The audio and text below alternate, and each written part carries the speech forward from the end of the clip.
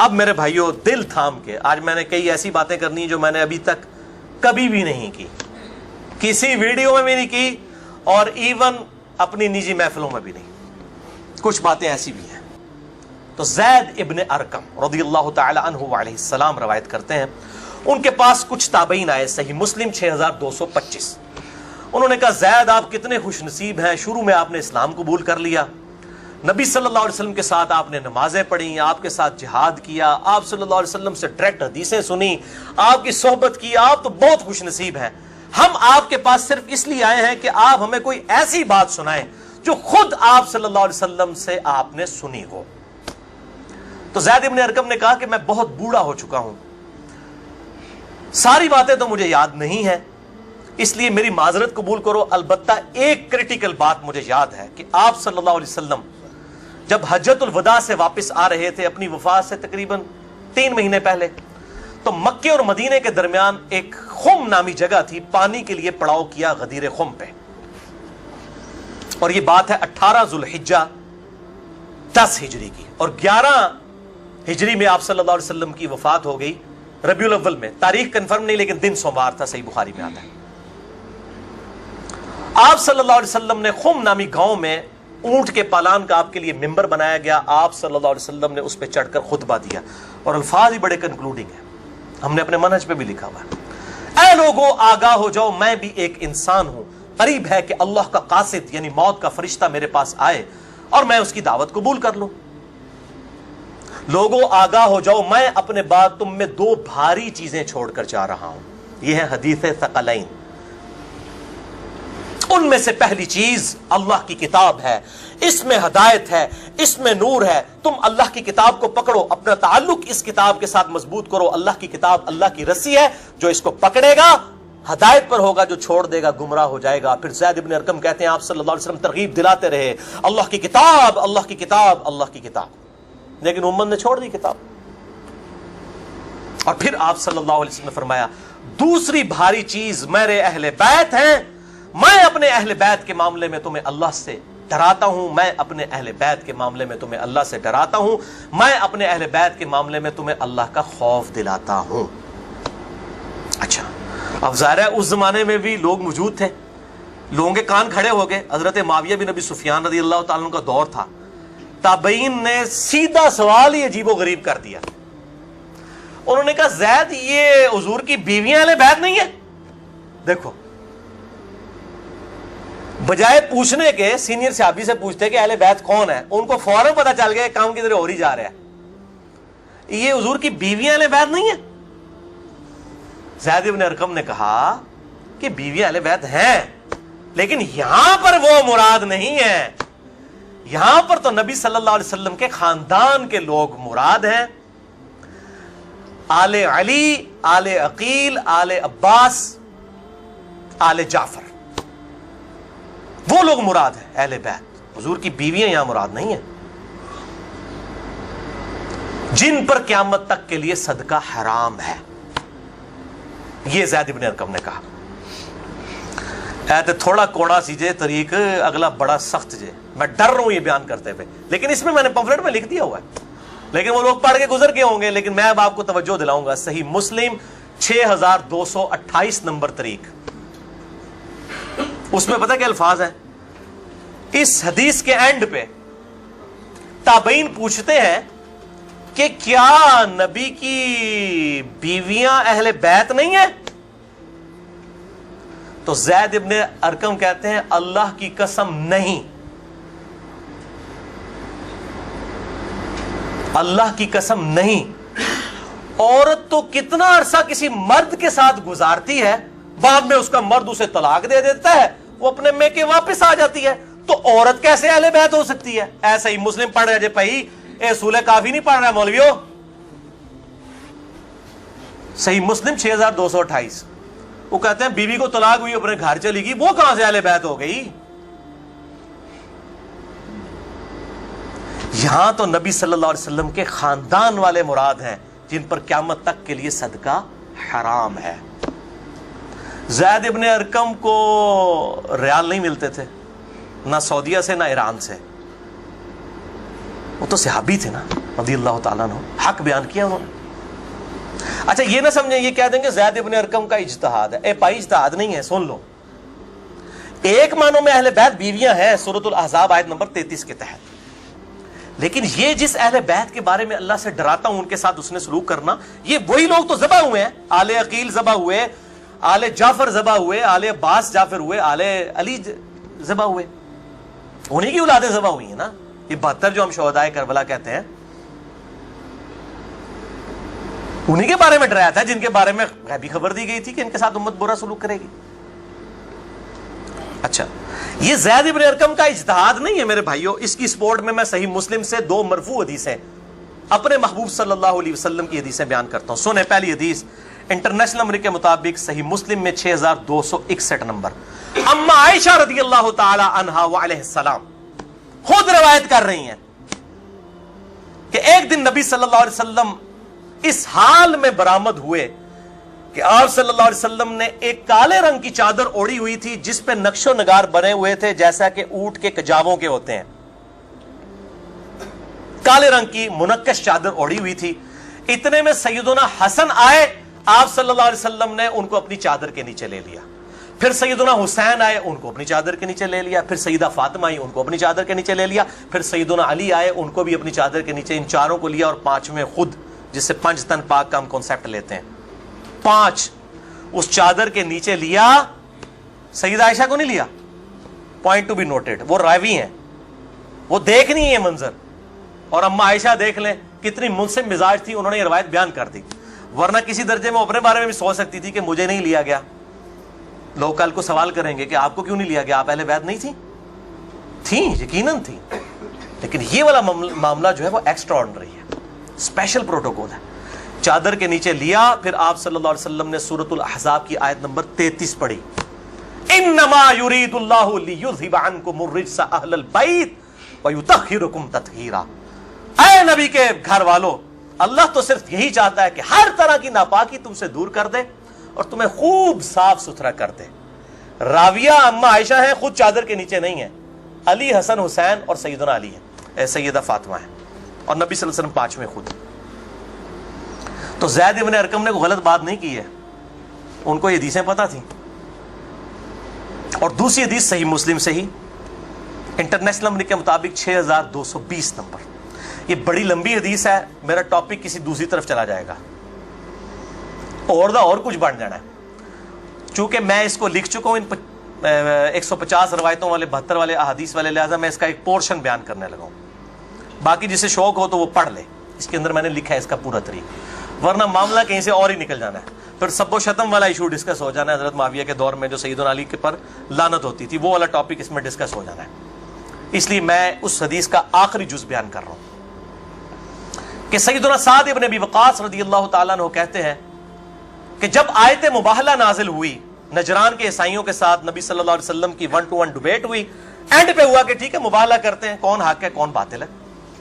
سورہ ال عمران آیت نمبر 61 نازل ہوئی, فَقُلْ تَعْالَوْا نَدْعُوا أَبْنَاءَنَا وَأَبْنَاءَكُمْ وَأَنفُسَنَا وَأَنفُسَكُمْ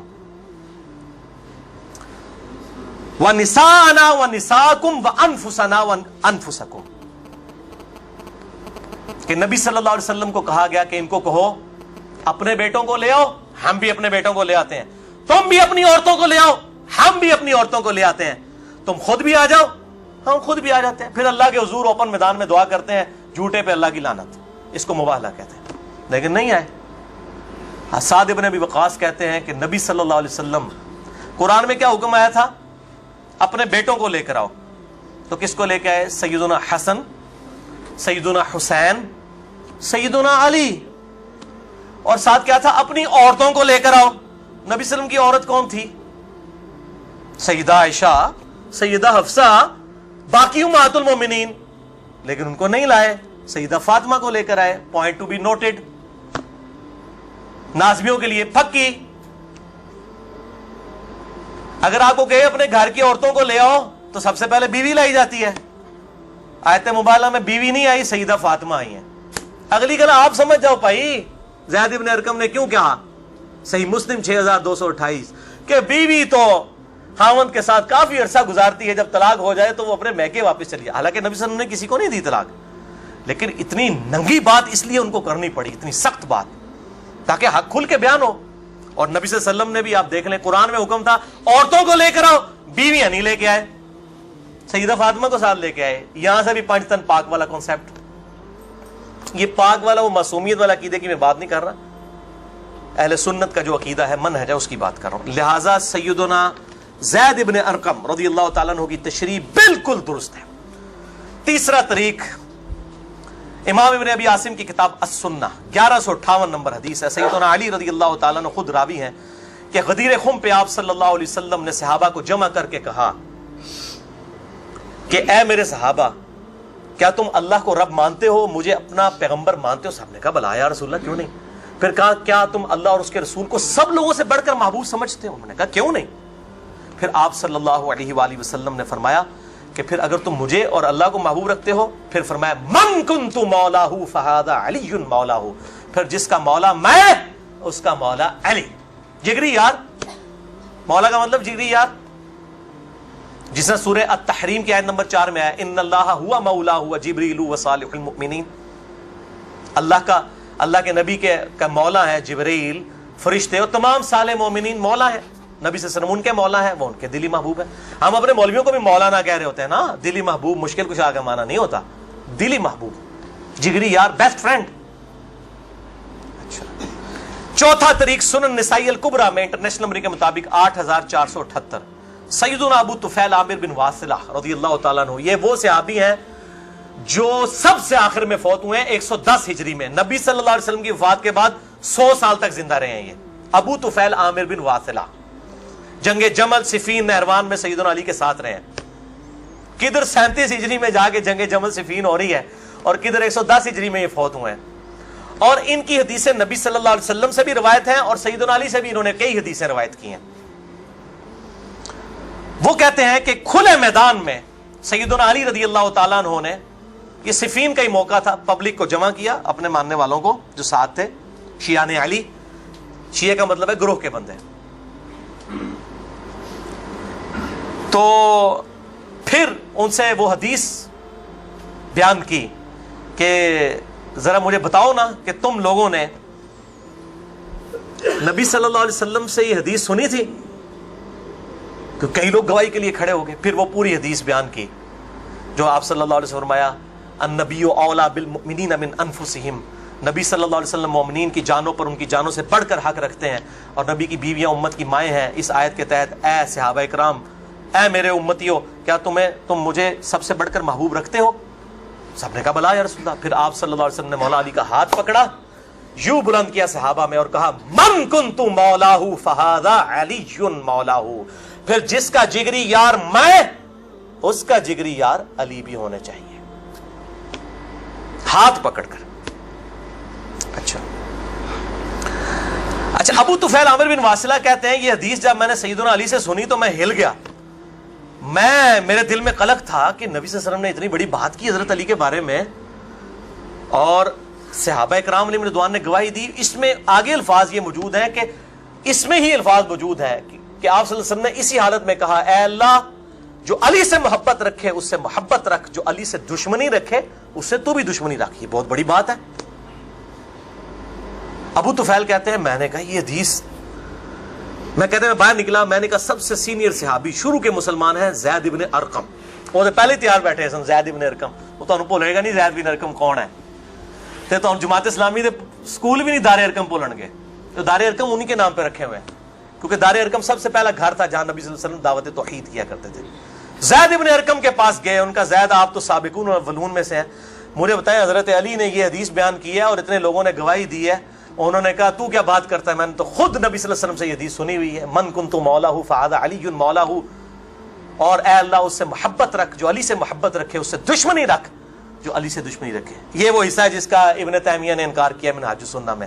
پھر شیخ البانی نے پھر صفوں کے صفحے کالے کیے ہیں کہ ابن تیمیہ میں جلد بازی کی عادت تھی اور مبالغہ آرائی تھی. سلسلہ احادیث صحیحہ 2223 نمبر حدیث کے کانٹیکسٹ میں شیخ البانی نے سخت گرفت کی ہے. اچھا, پانچواں طریق صحیح مسلم میں 3713 ہے, جامعہ ترمذی میں 3713. पांचवा तरीक, मन कुन्तु मौलाहु फहाज़ा अली मौलाहु, ज़ैद इब्न अरकम से जाबिर बिन अब्दुल्लाह से रज़ियल्लाहु ताला अन्हुमा। छठा तरीक मुस्नद अहमद में है इंटरनेशनल नंबर के मुताबिक 19,321 जिल्द 4 सफ़ा 370 पर कि सैयदना अली ने जब पूछा गवाही दोगे इस हदीस की गदीर खुम की, तो 30 सहाबा वहां पर खड़े हुए, और बाकी पूरी हदीस वही है सुनन नसाई अल कुबरा वाली कि अल्लाह उससे मोहब्बत रख जो अली से मोहब्बत रखे, उससे दुश्मनी रख जो अली से दुश्मनी रखे। तो हमें तो बड़ा फख्र है, हम तो अली से ना सिर्फ मोहब्बत रखते हैं, अली के दुश्मनों को ललकार रहे हैं, अल्हम्दुलिल्लाह। तो अल्लाह ताला इसी अमल के सबब, इस अमल का वसीला अल्लाह के हुजूर पेश करते हैं कि अल्लाह ताला हमें महबूब रखे, आमीन। भाई ये गदीर खुम पे आप सल्लल्लाहु अलैहि वसल्लम ने खुतबा क्यों दिया, इसकी मैंने हिकमत कई लेक्चर्स में बयान की, यहां पे भी बयान कर दूं। ये आप खुतबा हज्जतुल वदा पे भी दे सकते थे, वो रवायतें ज़ईफ हैं। गदीर खुम इस मौका पर पहुंचकर सब लोग अरब के जा चुके थे सवाए अहले शाम के और अहले मदीना के, और अहले शाम सिफ़ीन में सैयदना अली के खिलाफ खड़े हुए, और अहले मदीना में जो कुछ लोग थे उन्होंने अहले मदीना के साथ ज्यादती की, कुछ उनके साथ ज्यादतियां हुई।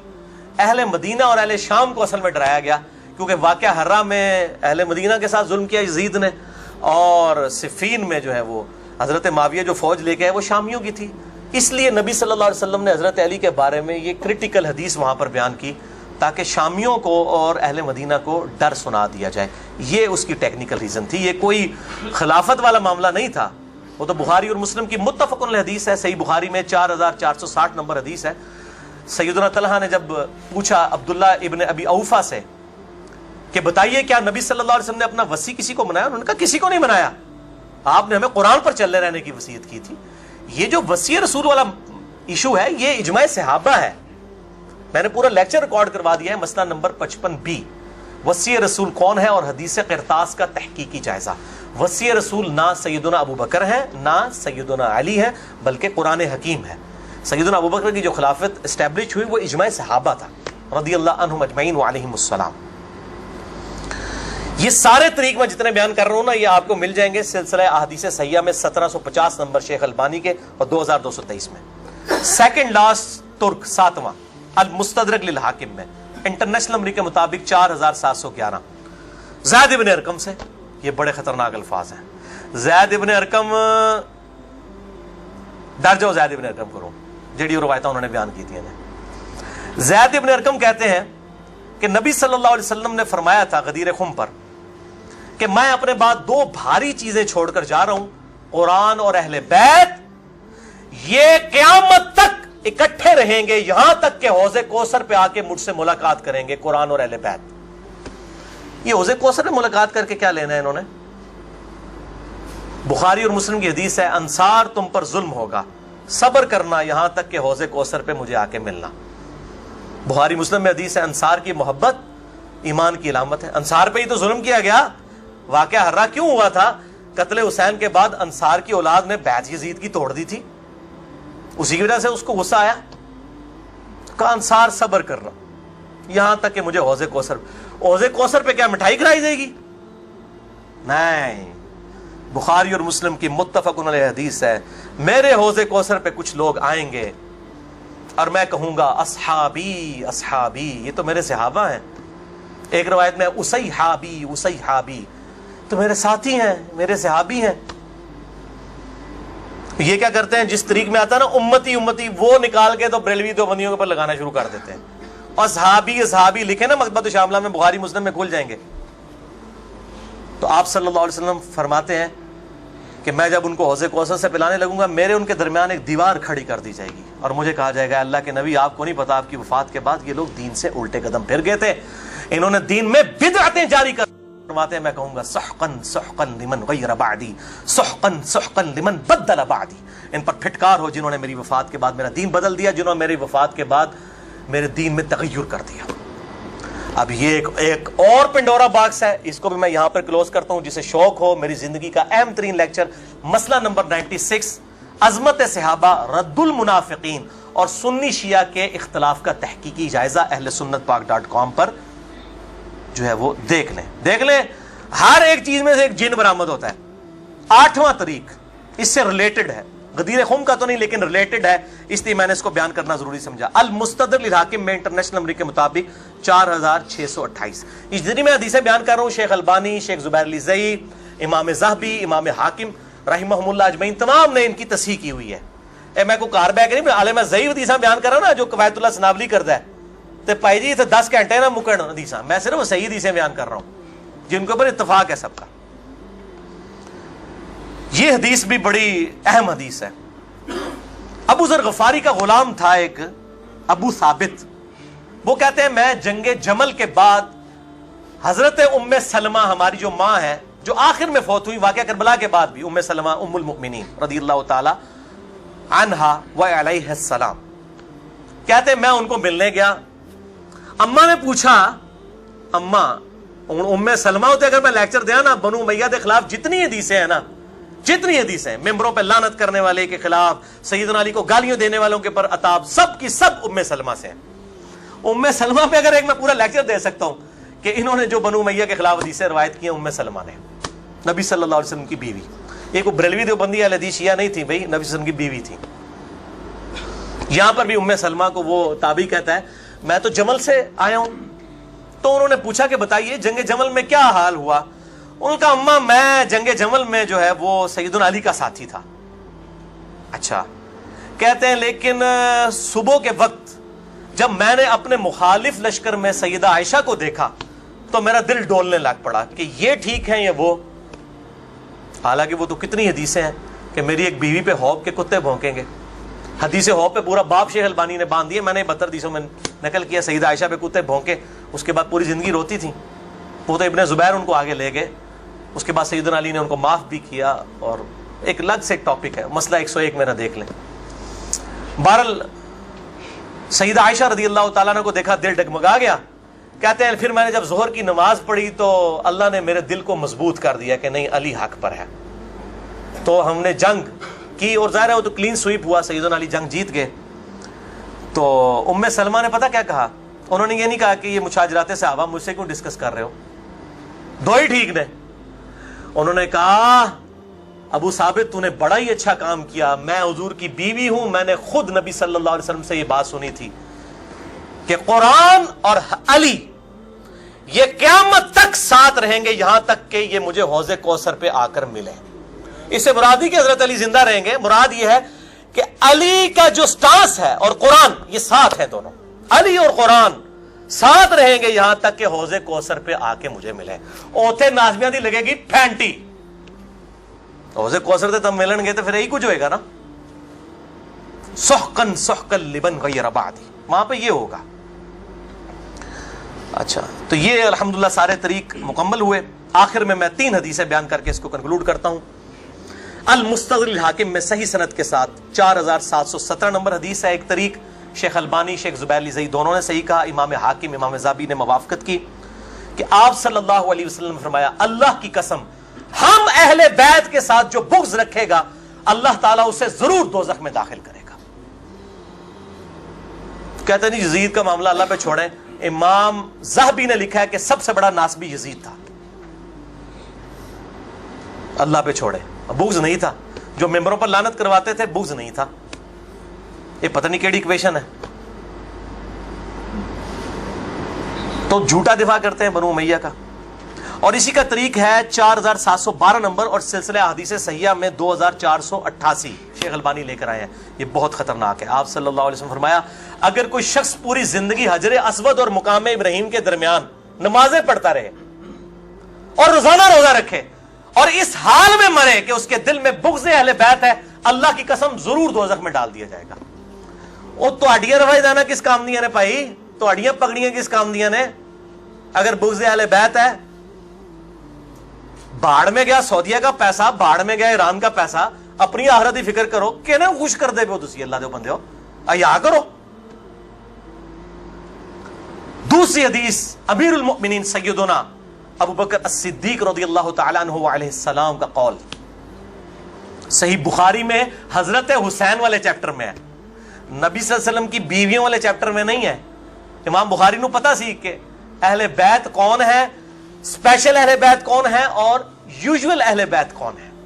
امام بخاری حضرت حسین والے چیپٹر میں اس کو لے کے ہیں 3751. سیدنا ابو بکر صدیق رضی اللہ تعالیٰ عنہ علیہ السلام کہتے ہیں کہ محمد صلی اللہ علیہ وسلم کی محبت کو اہل بیت کی محبت میں تلاش کرو. یہ ابو بکر صدیق کا فتویٰ ہے, رفع دین میں تلاش نہ کرو. محمد صلی اللہ علیہ وسلم کی محبت کو اہل بیت کی محبت میں تلاش کرو, اور اہل بیت کو حضرت حسین والے چیپٹر میں لے کے آئے 3751. اور آخری حدیث صحیح مسلم میں, وہ ریپیٹ کر لیں, 240 نمبر کتاب الایمان میں سیدنا علی کہتے ہیں اس اللہ کی قسم کہ جس نے دانے کو پھاڑ کر اس میں سے اناج اگایا اور ہر مخلوق کو پیدا کیا, نبی امی نے مجھ سے عہد لیا تھا کہ اے علی تجھ سے صرف مومن ہی محبت کرے گا اور تجھ سے بغض صرف منافق ہی رکھے گا. اب محبت علی کا یہ مطلب نہیں ہے کہ غلوف کرے, یہ مشکل کشا ماننا شروع کر دیں. مراد یہ کہ جو ان کے صحیح جتنے بھی فضائل آئے ہیں ان کو مانا جائے الحمدللہ, اور ان کے دشمنوں سے دشمنی رکھی جائے.